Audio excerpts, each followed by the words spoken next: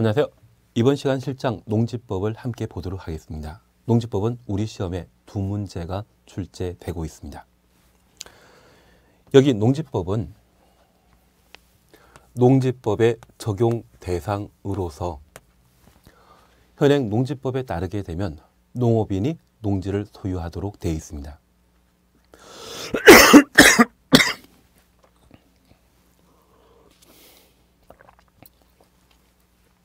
현행 농지법에 따르게 되면 농업인이 농지를 소유하도록 되어 있습니다. 그래서 농지법의 적용 대상에서는 농지를 소유할 수 있는 농업인이 누구인지, 그리고 농지를 소유하고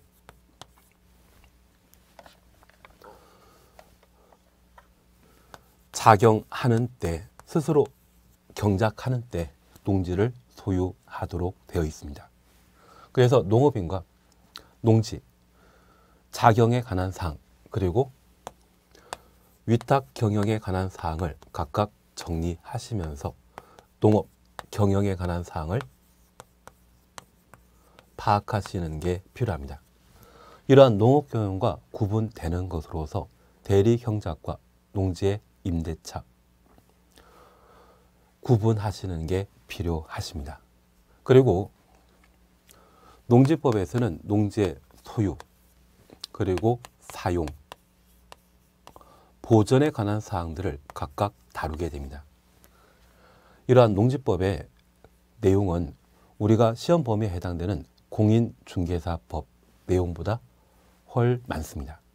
그래서 그 많은 내용을 공부하는 데 불구하고 달랑 두 문제만 출제되고 있기 때문에 가장 기본적인 사항 위주로 정리해 나가시는 게 농지법에 출제될 수 있는 두 문제를 해결하는 방법이 아닌가 싶습니다. 그래서 이 입문 과정에 관한 사항들을 충실하게 정리해 놓으시게 되면 나중에 농지법 풀어나감에 있어서 큰 도움이 되실 겁니다. 우선 적용 대상과 관련되어 1. 농지에 관한 사항을 각각 살펴놓습니다. 농지란 다음 각호 어느 하나에 해당되는 토지를 말한다. 1번입니다. 전답과수원, 전답과수원 가로 해놓습니다.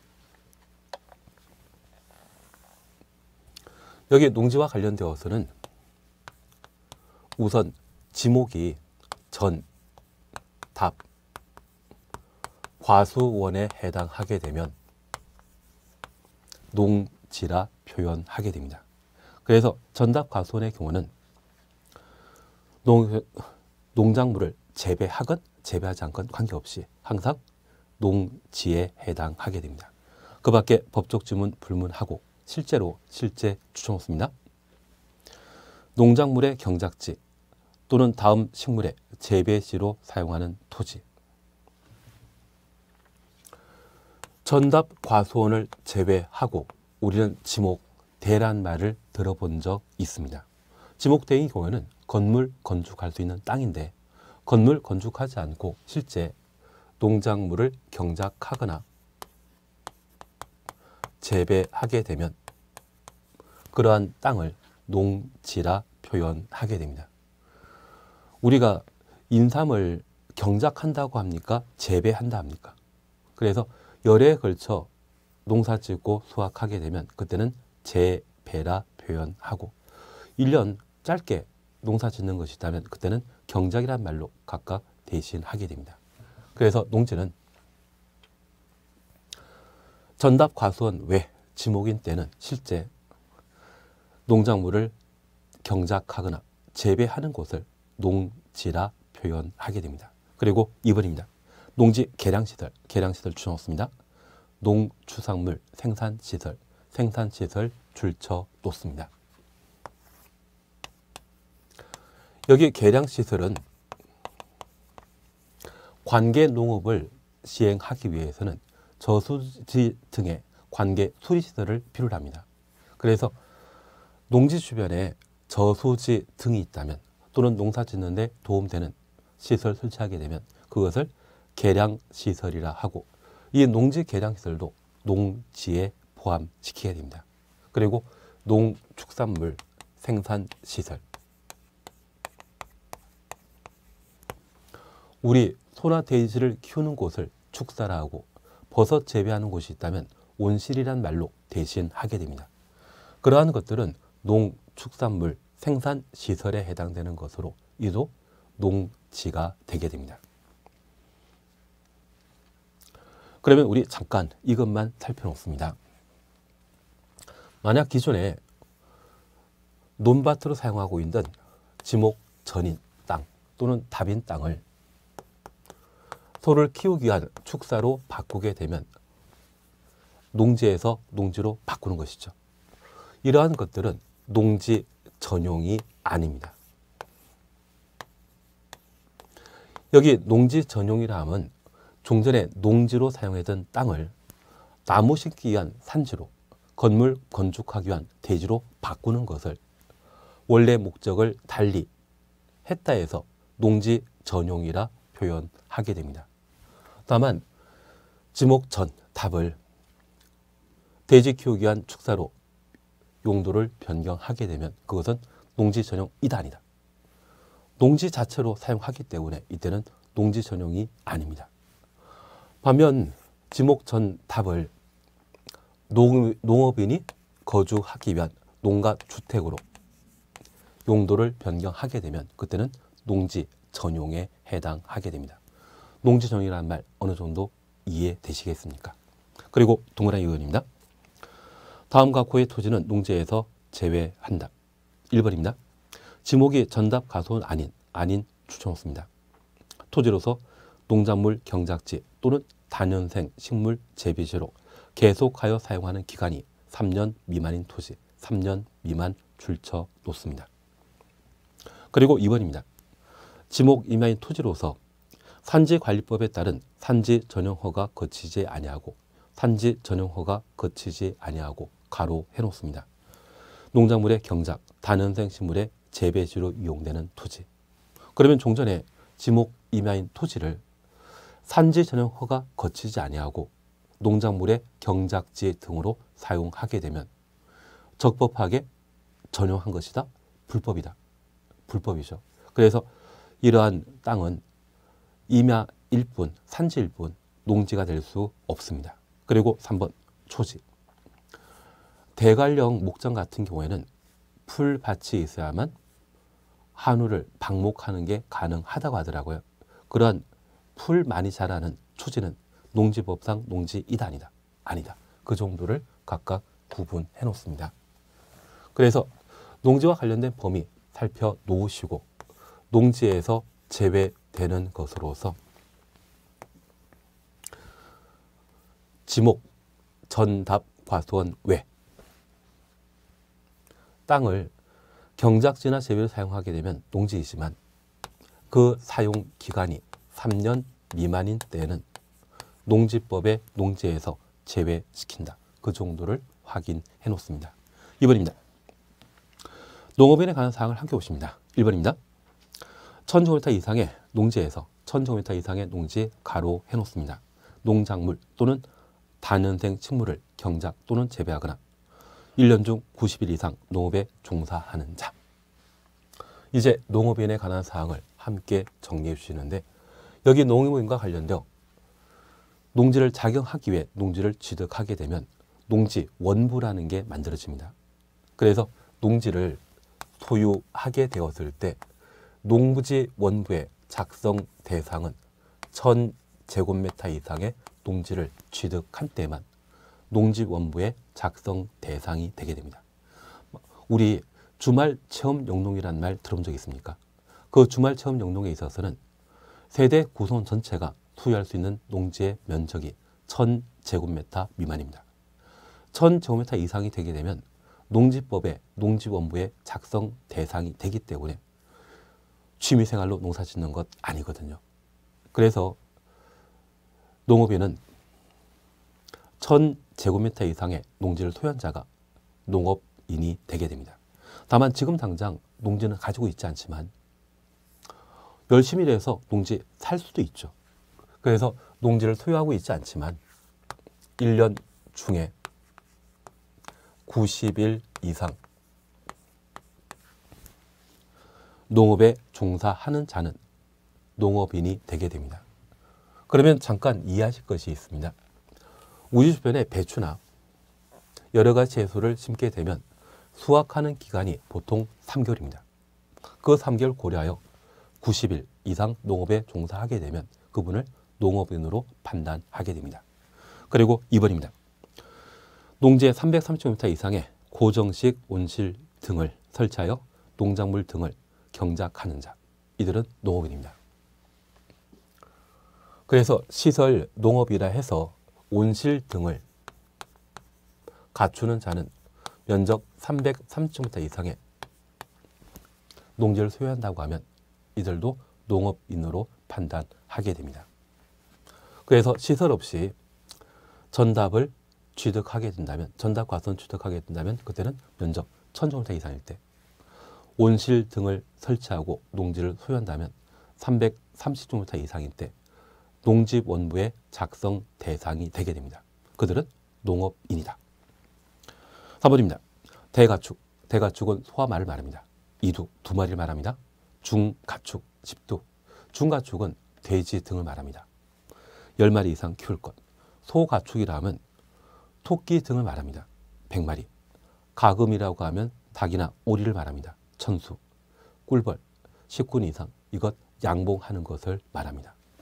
우리가 지금 공부하는 농지법은 사실 1962년도에 제정된 법률입니다. 그 당시에 소 2마리 가격과 대가축입니다. 돼지 중가축입니다. 10마리 가격이 같았습니다. 그리고 토끼 100마리 소가축입니다. 가금류, 닭이나 오리라고 하면 1000마리. 이런 가치와 양봉하시는 분 벌통 10개 이상이라면 그 가치가 동일하기 때문에 이러한 효를 농업인이라 표현하게 됩니다. 그래서 대가축 등을 2마리 이상 소유한 자가 있다면 그분은 농업인이라는 것 파악해 놓습니다. 다만 지금 내가 돈이 없어 이런 가축을 직접 사육 못하는 분도 계시겠죠. 그래서 열심히 일해서 농업인이 되고자 하는 분도 계십니다. 그런 분들 고려하여 1년 중에 120일 이상 축산업에 종사하는 자는 농업인이 되게 됩니다. 그래서 1년에 120일 이상 축산업에 종사하는 분은 농업인인데 1962년 당시 양돈 사업을 하게 되면 새끼 돼지가 나오는 가임 기간이 3이라고 합니다. 3개월, 3주, 3일 지나게 되면 새끼 돼지 볼 수 있는데 여기에 3개월이라고 하면 대충 98회에서 92일 정도 될 겁니다. 그리고 3주라고 하면 21일이죠. 그리고 3일 더하게 되면 115일이 나옵니다. 그래서 돼지의 가임 기간이 115일인데 이 115일 동안 축산업에 종사하게 되면 새끼 돼지 볼 수 있거든요. 그래서 115일이라고 하는 것을 법에 명시하기 곤란하여 이와 비슷한 숫자 1년 중에 120일 이상 축산업에 종사한 자는 농업인으로 판단하게 됩니다. 취진 이해하시겠습니까? 그리고 4번입니다. 농업경영 줄쳐 놓습니다. 농산물의 연간 판매액이 120만 원인 자. 여기 농업경영과 관계된 사안을 우리가 함께 정리해 주시는데 여기 농업경영은 자경하거나 위탁 경영하는 것을 농업경영이라 합니다. 농지법상 예외적으로 농지를 임대할 수 있거든요. 그리고 그 임대료로 농산물을 받는 경우가 있습니다. 그렇게 확보한 농산물은 농업 경영을 통해 확보한 농산물이 아닙니다. 직접 작용하거나 위탁하여 생산한 그러한 농작물을 연간 판매액이 120만 원 이상일 때 한 달에 10만 원 이상 판매했다고 하면 그분은 농업인이 되게 됩니다. 아주 예전에 농업인에 대한 서울대 특례 입학이 적용되었던 적이 있습니다. 그래서 가락시장에서 농산물을 하다가 그 농산물 한 달에 10만 원씩 주변 사람들에게 판매하신 분이 판매하신 분의 자제분이 서울대 입학하셨는데 나중에 다 적발되어서 대학 조치 당한 적 있습니다. 그냥 농업 경영했다고 하는 단순한 개념 가지고 농작물 생산해서 판매했다고 서류에 제출했는데 특정 농산물을 생산하기 위해서는 그에 맞는 농약이나 비료 필요하거든요. 그러한 부분에 대한 구입 전혀 없이 연간 120만 원 이상 농작물 판매했다고 해서 서울대 입학시켰다가 적발되신 분도 계셨습니다. 우리는 이러한 것들을 잘 응용하게 되면 나한테 도움되는 조치를 한번 할 수 있지 않을까 싶기도 합니다. 그래서 적용 대상과 관계된 사항 이렇게 구분해 놓습니다. 2번 농지 소유 등입니다. 농지는 자기 농업 경영에 이용하거나 이용할 자가 아니면 농지를 소유하지 못한다. 그래서 경자 유전 원칙에 따라 농업인만 농지를 소유할 수 있다는 것을 확인해 놓습니다. 다만 예외적으로 농지를 도시인이 소유할 수 있도록 허용하고 있는데 이것을 농지 소유 상한이라 표현합니다. 1번입니다. 상속으로 농지를 취득한 사람으로서 농업 경영하지 아니한 사람, 농업 경영하지 아니하는 가로 해놓습니다. 농업인이다, 도신이다. 도신이죠. 이들은 상속 농지 중에 10,000제곱미터까지만 소유할 수 있습니다. 만약 농업인이라고 하면 10,000제곱미터이건 100,000제곱미터이건 가리지 않고 농지를 상속받아 소유할 수 있지만 도시인이라면 얼마까지만 10,000제곱미터까지만 농지를 소유할 수 있습니다. 그리고 2번입니다. 8년 이상 농업 경영한 후 이농한 사람은 8년부터 이농까지 가로 해놓습니다. 이농 당시 소유 농지 중에 총 10,000제곱미터까지만 소유할 수 있다. 우리가 지금 보고 있는 농지법은 1962년도에 제정되었는데 그 당시에 농업 기술이 별 볼일 없었습니다. 그래서 단인 작물을 재배하게 되면 8년까지는 어떻게든 농작물 수확이 가능한데 9년차 똑같은 작물 재배하게 되면 전년도에 10분의 1도 수확되지 않는다고 합니다. 그만큼 농지의 지력이 고갈되거든요. 우리 인삼 재배하면 6년간 재배하고 나면 몇 년 동안 그 농지는 인삼밭은 사용 못한다는 이야기 들어온 적이 있죠. 그래서 농지의 지력과 관계된 사항으로 8년간 동일한 작물을 재배하고 수확하신 분이 더 이상 농촌 지역에 거주하기 곤란하다고 하면 도시에 가서 일해서라도 생활해야 되지 않겠습니까? 그리고 3년, 5년 정도 생활하다 다시 귀농하게 되면 농사 지을 땅이 필요할 것 같아 이러한 경우에는 10,000제곱미터까지 농지를 계속 소유할 수 있도록 허용하게 됩니다. 그래서 이농이란 말 보게 되면 지금은 농업인이다, 도신이다. 도신이죠. 그래서 8년간 농업 경영에 종사하다 이농한 분이라고 하면 다시 돌아와 정착할 수 있도록 10,000제곱미터까지는 농지를 소유할 수 있습니다. 3번입니다. 주말 체험 용용 하려는 자는 총 1,000제곱미터 미만, 1,000제곱미터 미만 가로 해놓습니다. 농지 소유할 수 있다. 1,000제곱미터 이상 되게 되면 그때는 농지원부의 작성 대상이기 때문에 1,000제곱미터 미만까지만 주말 체험 용농 목적으로 농지를 소유할 수 있습니다. 이것 취미생활이죠. 3번 농지취득 자격증명 찾으셨죠. 그래서 우리는 농지 소유와 관련되어 경자 유전 원칙에 관한 사항을 함께 보셨고 농지 소유에 대한 상한제로 상속과 이농, 주말 체험 영농에 관한 사항들을 함께 살펴보셨습니다. 이렇게 농지를 소유하고자 하면 농지 취득 자격 증명을 발급받은 때에만 농지에 대한 소유권 이전이 가능합니다. 그래서 농지 취득 자격 증명에 관한 사항들을 우리가 함께 살펴놓습니다. 1번입니다. 농지 취득하려는 자는 농지 소재지 관할하는 시구 면장에게 농지 취득 자격 증명을 발급받아야 한다. 읍장 면장 가로 해놓습니다. 보통 우리 공법에서는 시군 구청장이란 말이 나옵니다. 그런데 우리 이 농지법이 1962년도에 제정되었다고 하면 시나 구의 경우에는 많은 사람들이 거주하기 때문에 대중교통이 잘 발달되어 있습니다. 그래서 농지취득 자격증을 받는데 큰 어려움 없지만 군 지역의 경우에는 평창군이라는 곳이 있거든요. 서울의 면적이 1.2배가 되게 됩니다. 그러면 이 평창군 한가운데 군청이라고 하는 곳이 존재할 것이고 1962년 당시에는 아마 산, 하천 이러한 다양한 자연 지물들이 존재하고 이걸 건너갈 수 있는 대중교통, 도로 등이 잘 뚫려 있다? 거의 없다. 없습니다. 그래서 우리 동네 농지를 취득하고자 할 때 산 넘고 물 건너야만 군청에서 농지취득 자격증명 발급받게 되면 해당 지역 주민들은 불편 가중되겠죠. 그래서 이 군 단위의 경우에는 읍장이나 연장에게 농지자격증명 발급받아 소유권 이전 등기를 할 수 있도록 농지법에서는 특별 규정을 마련해놨습니다. 그래서 왜 시구 읍면장에게 농지자격증명 발급받는지 취지 이해시겠습니까? 2번입니다.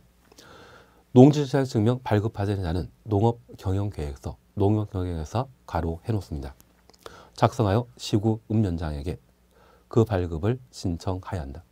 내가 이번에 농지를 취득하는 것은 직접 농사 짓고자 취득하는 것이죠. 그래서 어떤 농작물을 재배할 것인지 경영계획서라는 것을 작성하고 제출하도록 되어 있습니다. 다만 제가 하나 부탁드릴 게 있습니다. 여기 농지취득 자격증명 증명을 발급받기 위해 농업경영계획서를 작성하여 제출하게 되면 이 계획서의 경우에는 전문적으로 농사 지을 때만 농업경영계획서가 필요할 겁니다. 취미생활인 주말, 체험, 영농 목적의 경우에는 농업경영계획서 필요하다, 필요 없다. 필요 없다라는 것만 구분해 놓습니다. 3번입니다. 농지자격증명 발급받아 농지를 취득한 자가 그 소유권에 대한 등기 신청할 때 증명 첨부하여야 한다. 농지자격증명은 농지에 대한 소유권 취득과 관련된 등기 시에 필수 절차라는 것만 파악해 놓습니다. 3번입니다. 농업진흥지역 등을 함께 보십니다. 사실 농지 사용과 관련되어서는 대리 경작에 관한 사항과 임대차에 관한 사항을 각각 다루는데 저 임대차에 관한 사항은 30일에 공인중개사 시험에 출제된 적이 있습니다. 그래서 농지에 대한 임대차와 관련된 사항은 우리가 기본서를 해보시면서 다시 정리하시는 게 좀 합리적이지 않나 싶습니다. 그리고 3번 농업진흥지역과 관계된 사항은 보전에 관한 사항으로 얘도 최근 기출문제 출제되었는데 현재 농업진흥지역은 농업 생산력이 높은 농경지가 있다면 이를 유지 보전하기 위해 농업진흥지역을 지정하게 됩니다. 그래서 우리 절대 농지 또는 상대 농지라는 말 들어보신 적 있다면 농업진흥지역 안의 농지는 절대 농지이고 밖의 땅이 상대 농지에 해당하게 됩니다. 그래서 우리 농업진흥지역, 절대 농지라는 개념을 파악해 놓습니다. 그리고 이 농업진흥지역은 농업진흥구역과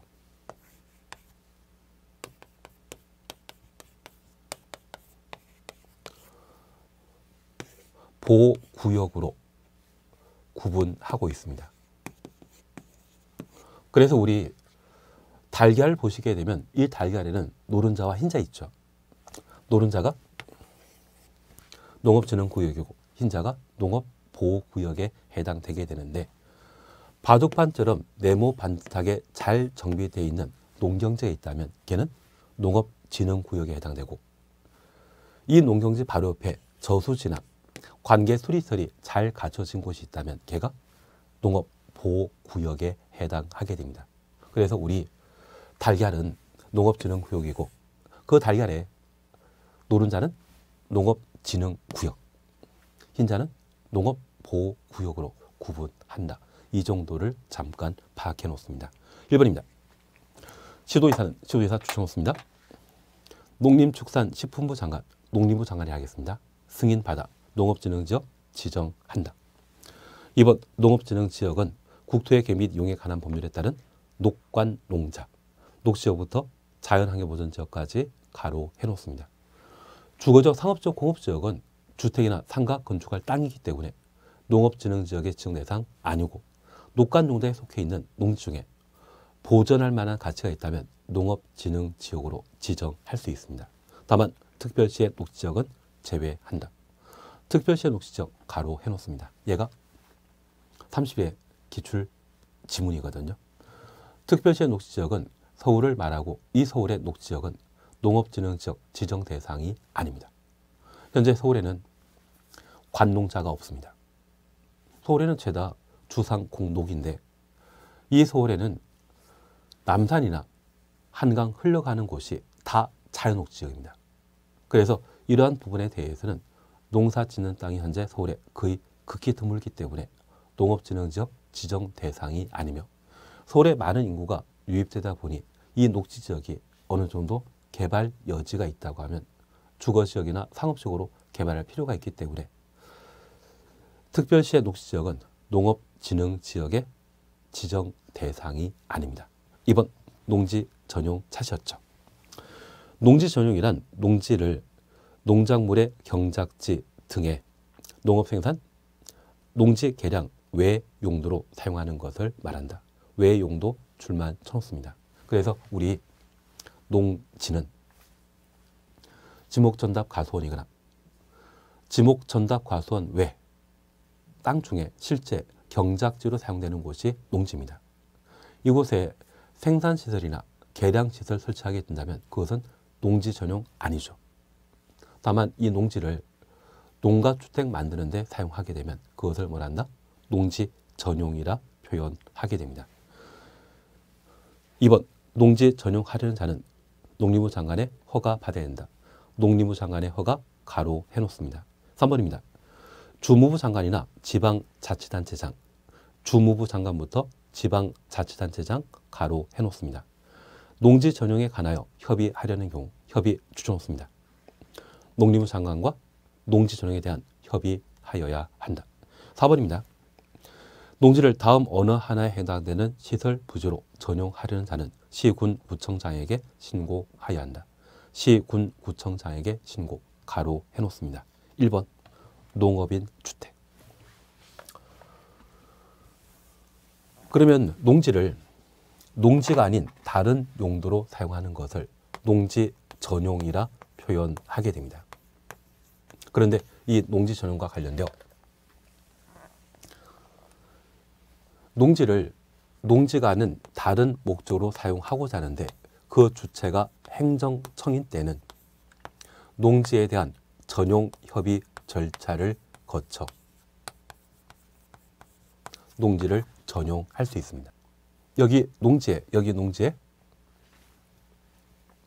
도로나 대학을 만들고자 한다고 하면 학교 만들고자 한다면 행정청이 농지를 전용하는 것으로서 이때는 농림부 장관과 농지 전용 협의 거쳐야 되고 행정청 아닌 자가 농지를 전용하게 되면 규모 크게 농지 전용하는 것과 작게 농지 전용하는 경우가 있습니다. 만약 규모 큰 농지 전용과 관계된 사안은 농림부 장관의 허가 받아야 하며 농가주택 만들기 위해 농지 전용하는 때는 시, 군, 구청장에게 농지 전용 신고 절차를 거쳐 농지를 전용할 수 있습니다. 최근 SK 하이닉스는 경기도 용인시 처인구 원산면에 반도체 공장을 만들겠다고 합니다. 이곳에 농지가 반도체 공장 예정지라고 하면 규모 크기 때문에 농림부 장관에게 농지 전용 허가 받아야 되고 내가 살 농가주택 만드는 때는 시군 구청장에게 농지 전용 신고하고 농지를 전용할 수 있다. 그 정도를 구분하십니다. 그래서 농지 전용과 관련된 주체가 행정청일 때는 전용 협의, 비행정청의 경우는 허가 또는 신고에 관한 절차를 거치는데 규모 큰 때는 농림부 장관의 허가 받아야 되지만 규모 작은 때는 시군 구청장에게 신고하고 농지 전용할 수 있다. 이 정도 개념만 파악해 놓습니다. 이 정도 해놓으시게 되면 나중에 농지법과 관련된 기본소에 관한 내용을 정리한 이유라고 하면 충분히 찍어도 정답을 찾지 않을까 싶습니다. 우린 지금까지 부동산 공법과 관련된 임무 과정을 쭉 한번 하셨습니다.